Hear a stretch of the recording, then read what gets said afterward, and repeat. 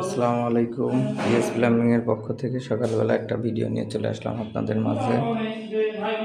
একটা বাসায় ফিনিশিং এর কাজ চলতেছে। সিম্পল টিনের বাসা, উপরে হলো প্লেপ দেওয়া যাতে গরম না লাগে। এখানে একটা কমোডের লাইন, বেসিং এর লাইন, এখানে হলো 3টা ট্যাপ দেওয়া হয়েছে।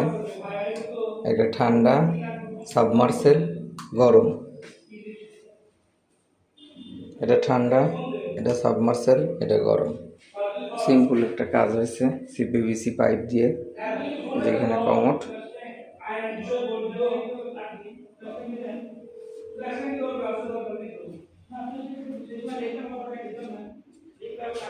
এখানে একটা ডাইনিং এর বেসিং লাগছে।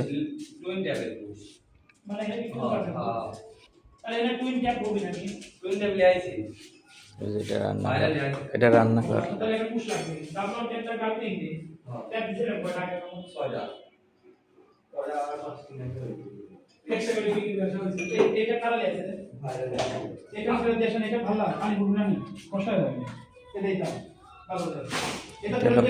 কমন বাথরুমের